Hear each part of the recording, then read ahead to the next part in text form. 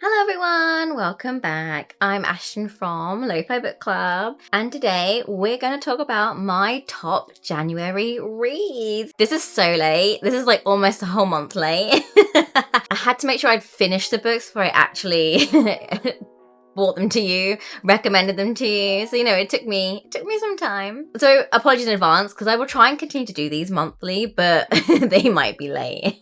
Probably will be late at this rate. My whole life I've been like a really slow reader. I feel like, not that there's anything wrong with that at all. I was doing like one book a month, maybe two if I was doing like an audiobook as well. And I know that when I did my reads for 2025, I picked one book a month because I just was like, no pressure, I don't want to have to do more. I have to say though, I don't know what was happening in January, but like I was just on fire. I do feel like having started this channel, it's not so much pressure, but I feel like I want to bring you more recommendations. I want to have read them for you so you don't have to do the legwork. Since this is a book channel, I really feel like I should be reading more. I'm not going to like pressure myself to read more. If I can't, I can't. I'm currently have not kept that pace in February, so it might have been a fluke month, but I am going to try and consume more so that I've got more to give you some more recommendations basically. So this wrap up is going to be a mixture of genres and reading formats, so hopefully something piques your interest. So I have 4 for you today. Starting with number 4,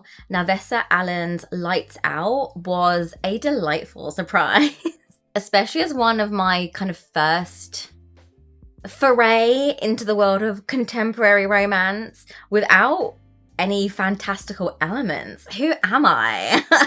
No dragons? What's going on? I had seen the hype on TikTok. I'm a sucker for it. I really am.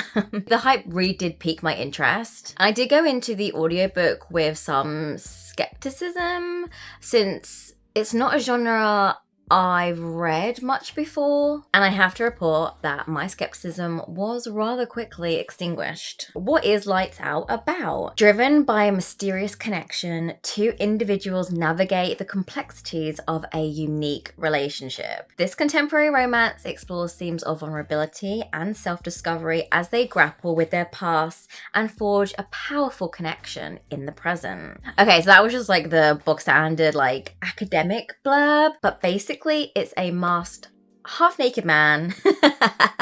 He's a content creator, she's a nurse, and she gets off to his content in her downtime. No judging here. Helps her relax in the evenings. Turns out they know each other, and it follows a series of events from there, basically. There's a mafia family, a murder, a masked man, lots of sex, and a cute cat. What more could you want? In all seriousness though, the characters felt really real and their struggles felt very genuine, very like real life. It definitely isn't a fluffy romance. The audiobook was particularly an enjoyable experience. The narrators really did bring it to life. I love that. I love the visualization. I go look at fan art online and then like listening to the book, so I kind of like I make my own character with like the voice and like the visualization that I have of the characters. Does anyone else do that? Honestly, I found myself like completely immersed in the world. I loved it. And while the story does have predictable moments, I'm kind of assuming many romances like do, because I feel like a lot of fantasy sometimes does, Alan did manage to keep me engaged with the kind of well developed characters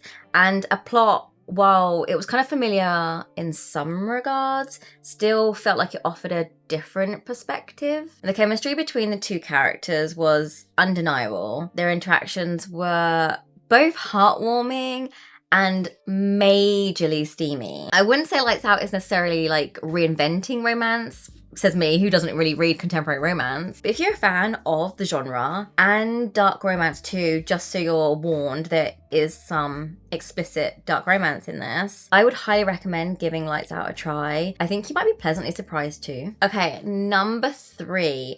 Opal Reign's A Soul to Keep was my first ever monster romance. I had a great month, and I love that January was like a lot of firsts for me. It's been very exciting to branch out into kind of all sorts of fantastical worlds, and I'm not ashamed to say this, but I am officially I'm officially a monster romance convert. Going into this, I I wasn't really sure what to expect. Again, it was another really hyped book that I kept seeing. The concept was intriguing, but I had no real frame of like reference since I've never read monster romances before. I guess it was just a genre that I just wasn't sure I would enjoy. I guess you shouldn't judge a book by its cover. Or maybe you should, because have you seen some of these book covers? Yeah, maybe I'll put some on the screen so you can see, so you know what I'm talking about. But some of these have got me really interested.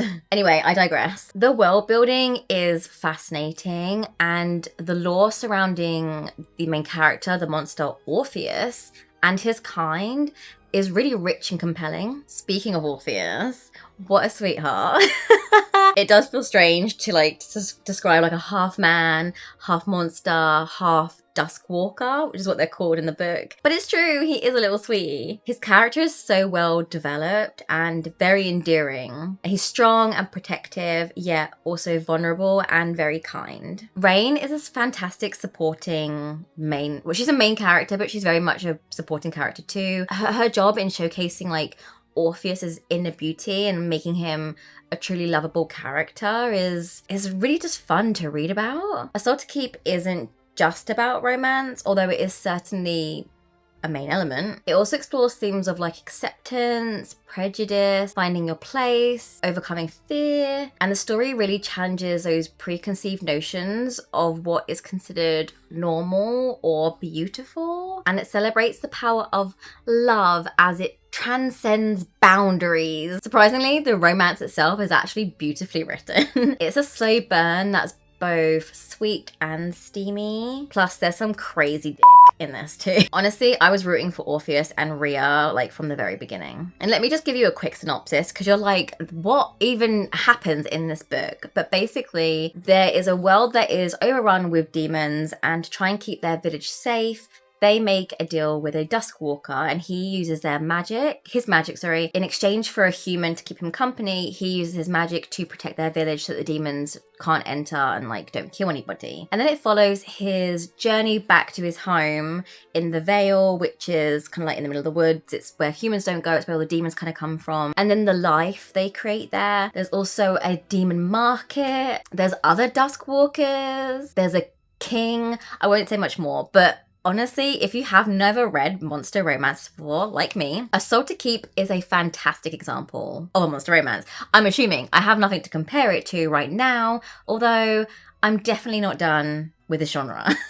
I'm currently reading more monster romances. I would say if you're into spicy books like Bat Boys, Shifters, wolves, monsters, please read this. I feel like you'll find yourself falling in love with Orpheus and his world just like I did. Number 2, One Dark Window by Rachel Gillig, I think is how you say it. And this is another one of those books that TikTok was going on about, and I've got to say the hype was absolutely justified. I'd heard talk of like this incredible magic system and like amazing characters, and the fact that it was a duology was quite interesting to me too, because it wouldn't take me years to read. But the magic system that Gillig crafted was truly unique and fascinating. It's so unlike literally anything I've ever read before. To give you a quick rundown, the magic system revolves around Providence cards, and each card represents a specific magical like affinity, and there are 12 cards in total. So individuals can draw power from these cards to perform magic, and the card they draw determines the type of magic they can wield. So the magic within the card would influence like which one you'd pick depending on what you want it to do. For example, the Maiden bestows great beauty, the Golden Egg grants wealth, the Prophet glimpses into like the future. There's a whole lore to each card that is written in the Book of Orders, and there's so much more to the cards than you initially think. Some cards are rarer than others, which makes them highly sought after and very influential. See what I mean? Such an amazing magical system. But beyond the magic, the characters were incredibly well developed. I quickly became invested in their journeys and their relationships to one another. The dynamics between them were fascinating, and I loved how it evolved like through the 2 books. Full disclosure, I have finished the second installment also, which is Two Twisted Crowns. And I can quite confidently say that this duology is a must read. From start to finish, I was completely immersed in this world. So for anyone looking for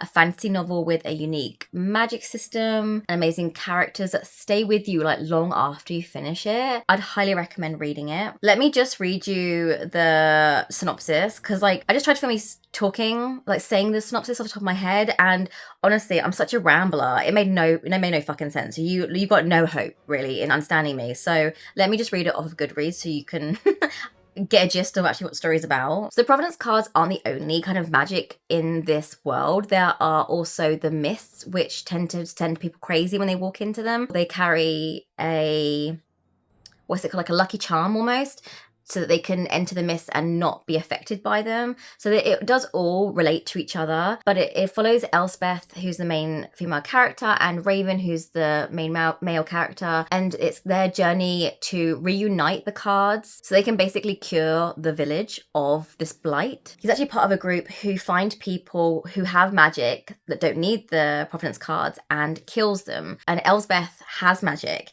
so it's quite interesting to see the dynamic between the two of them, and also find out more family history. There's so see, I'm already rambling. I said I was going to read it to you from Goodreads, and I didn't. I just still carried on, continued to ramble. So anyway, never mind. Okay, and my number one was Tigist Germer's Immortal Dark. So Immortal Dark follows Neo, a vampire burdened by a dark past, and Kidan, a human caught in the kind of cross currents, of vampire society, basically. And their lives entwine at the prestigious Uxley University, a place where vampires and humans coexist, although not always peacefully. Neo is bound by duty and haunted by tragedy, while Kidan carries secrets of her own. Their initial interactions are raw, with intense animosity as they navigate the treacherous politics of the vampire world and uncover hidden truths about their own past. Their relationship evolves in a very unexpected way. What truly got me was the world building. Germer has crafted a fascinating society with its own rules, traditions, and magical system. The Uxley University itself felt like a character with its gothic architecture and dark academia aesthetic. So if you're into like dark academia, you'll love this. I went into Immortal Dark believing it was a standalone novel. Clearly, I hadn't done my research. And then about halfway through, I found myself wondering, like, how the hell is all this going to be wrapped up before the end of this book? It's either going to be like a terrible ending, or I've missed something here. And yes, I had. I'd missed the fact that it's going to be a trilogy.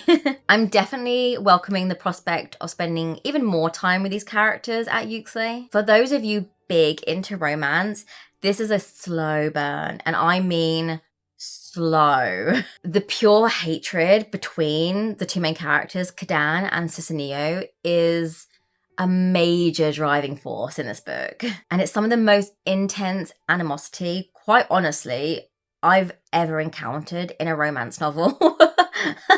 I have to say, it has made me like really eager to see how their connection develops in the future books. I'm kind of hoping it does like a whole 180, but it might not, who knows. Immortal Dark is a fantastic start to what promises to be an epic trilogy. I would say it's a must read if you're fans of vampire fiction, dark academia, slow burn romances. And like I said, I'm absolutely counting down the days until I can return to the world. I think it's coming out in October, the next installment, and I honestly cannot wait to delve even deeper into the mysteries. So there we have it. Those are some of my top reads of January. Believe it or not, I did not read just one book. I hope some of these take your fancy, but if they don't, perhaps the actual genre might. I, for one, I'm very much enjoying dabbling a little into a whole range of genres, actually. But let me know your favourite reads so far of this year, or even books you're excited to eventually pick up. Or are there any books on my list that you've read or want to read? That'll be interesting to know. Thank you all so much for being here. I hope you enjoyed this video, and I will see you all next week. Bye!